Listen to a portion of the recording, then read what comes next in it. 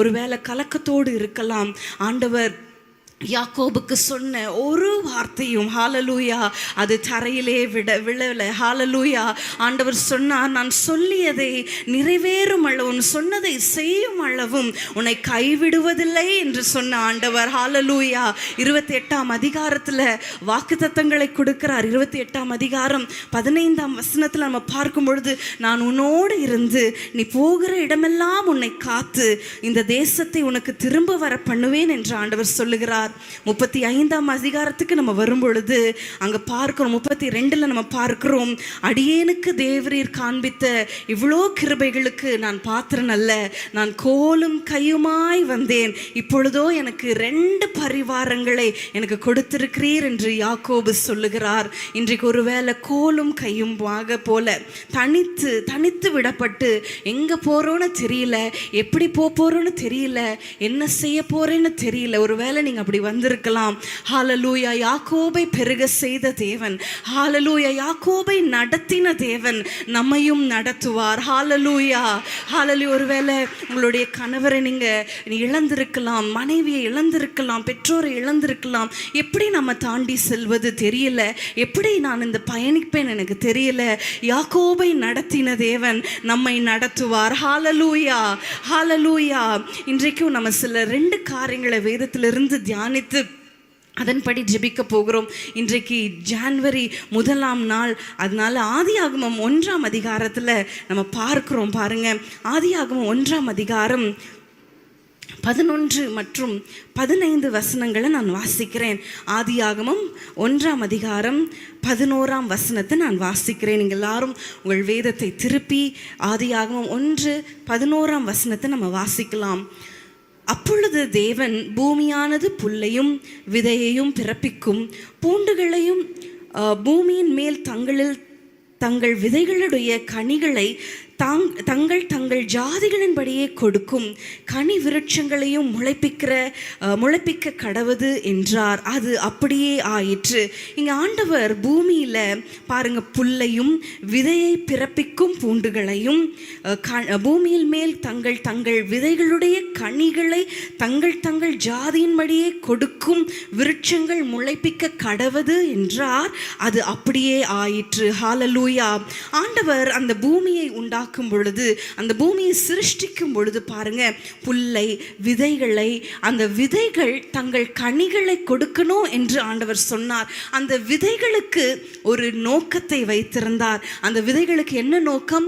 தங்கள் ஜாதியின்படி கனிகளை கொடுக்க வேண்டும் என்று. ஹalleluya அதே அதிகாரம் 15ஆம் வசனத்தை நீங்க பார்க்கும் பொழுது, அவைகள் பூமியின் மேல் பிரகாசிக்கும்படி வானம் என்கிற ஆகாய விரிவிலே சுடர்களாய் இருக்க கடவது என்றார். அது அப்படியே ஆயிற்று. இங்க சுடர்களாய் இருக்கணும், பிரகாசிக்கணும் என்று சொல்லி ஆண்டவர் சந்திரனுக்கும் சூரியனுக்கும் கட்டளை இடுகிறார், ஒரு நோக்கத்தை வைக்கிறார். அதுவும் அப்படியே ஆயிற்று என்று வேதம் சொல்லுகிறது.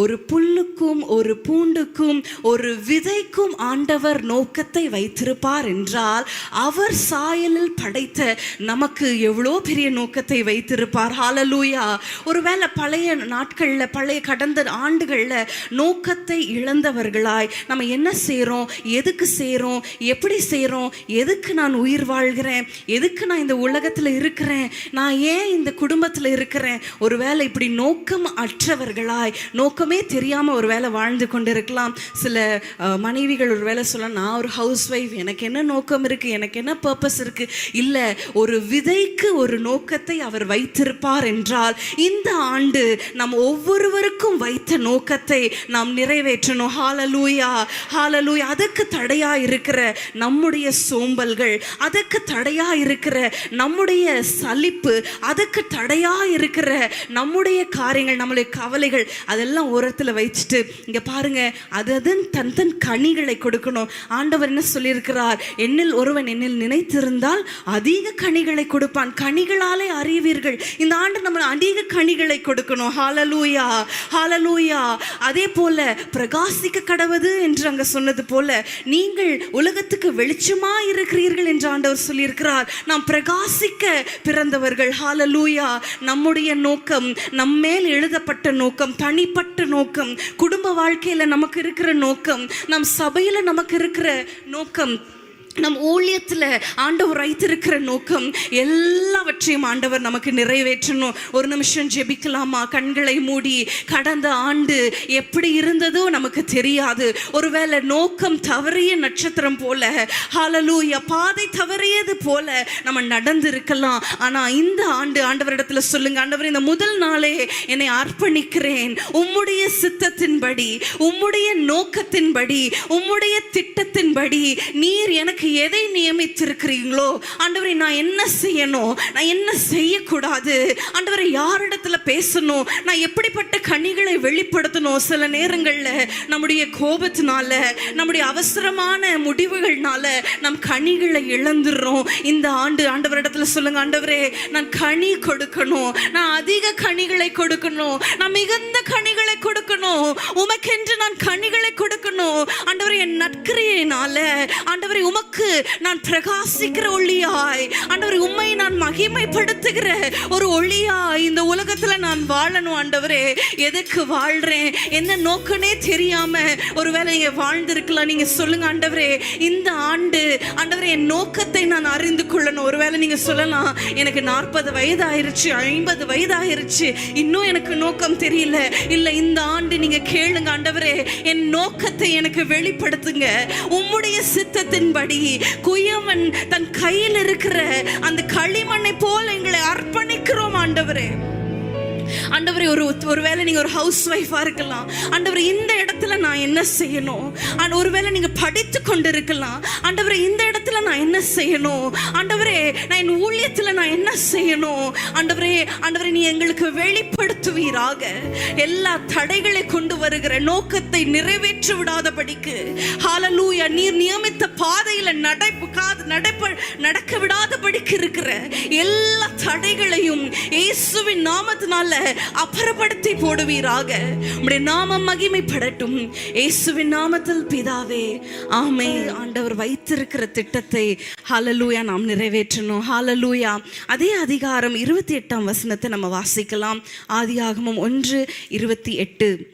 பின்பு தேவன் அவர்களை நோக்கி, நீங்கள் பலுகி பெருகி பூமியை நிரப்பி அதை கீழ்ப்படுத்தி சமுத்திரத்தின் மச்சங்களையும் ஆகாயத்து பறவைகளையும் பூமியின் மேல் நடமாடுகிற சகல ஜீவ ஜந்துகளையும் ஆண்டு கொள்ளுங்கள் என்று சொல்லி தேவன் அவர்களை ஆசீர்வதித்தார். ஹalleluya. நீங்கள் பலுகி பெருகி, ஆண்டவருடைய திட்டம் என்ன தெரியுமா? மனுஷனுக்கு ஆண்டவர் வைத்திருந்த திட்டம் என்ன? நீங்கள் பலுகி பெருகி. நம்ம அந்த வசனத்தை அப்படியே சொல்லலாமா? நீங்கள் சொல்லலாம், நாங்கள் சொல்லலாமா? நாங்கள் பலுகி பெருகி பூமியை நிரப்பி அதை கீழ்ப்படுத்தி சமுத்திரத்தின் மச்சங்களையும் ஆகாயத்து பறவைகளையும் பூமியின் மேல் நடமாடுகிற சகல ஜீவ ஜந்துகளையும் ஆண்டு கொள்ளுங்கள் என்று சொல்லி தேவன் எங்களை ஆசீர்வதித்தார். ஹalleluya. இந்த ஆண்டு ஆண்டவர் வைத்திருந்த அந்த திட்டம் நிறைவேற போகிறது. ஹalleluya. நிச்சயமாய் நிறைவேறும். ஒருவேளை இந்த கடந்த ஆண்டு முடிஞ்சிரும், திருமணம் நடந்துரும், குழந்தைகள் பிறந்துரும், வேலை கிடைச்சிரும் அப்படின்னு ஒரு வேலை எதிர்பார்ப்போடு இருந்திருக்கலாம், நடைபெறாமல் இருந்திருக்கலாம். ஆண்டவர் சொல்லி இருக்கிறார், குறித்த காலத்திற்கு தரிசனம் இன்னும் வைக்கப்பட்டிருக்கிறது, அது தாமதித்தாலும் அது நிறைவேறும். ஹalleluya. அதை நீ தாமதிப்பதில்லை. ஹalleluya.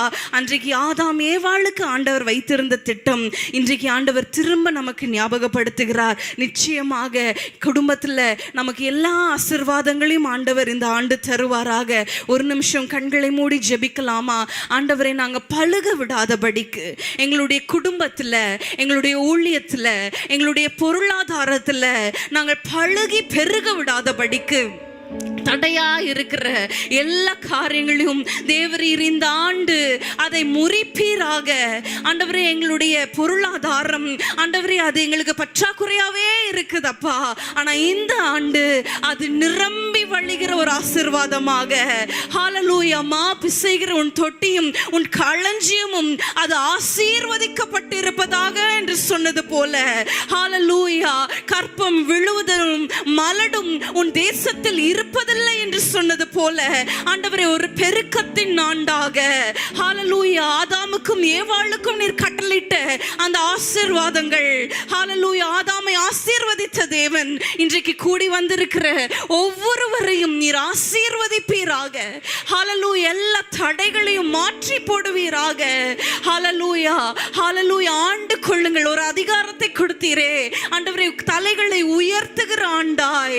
எங்கெல்லாம் வெட்கத்தை அனுபவித்தார்களோ, எங்கெல்லாம் நிந்தையினால தலை குனிக்கப்பட்டார்களோ, எல்லா இடங்களிலும் இந்த ஆண்டு தலை நிமிர செய்கிற ஒரு ஆண்டாய். ஹல்லேலூயா உயர்த்துகிற ஒரு ஆண்டாய். ஆண்டவரே தலையாவா என்று சொன்னது போல நீங்க கீழாகாமல் மேலாவீர்கள் என்று சொன்னது போல ஆசீர்வாதமான ஒரு ஆண்டாய் இருப்பதாக. இந்த முதல் நாளே இந்த ஆசீர்வாதங்களை ஆண்டவரே நாங்கள் ஆண்டவரை கிளைம் பண்ணி ஜெபிக்கிறோம். நாங்கள் பெற்றுக்கொள்வோம் என்று விசுவாசத்தோடு ஜெபிக்கிறோம். நீர் மகிமைப்படுவீராக.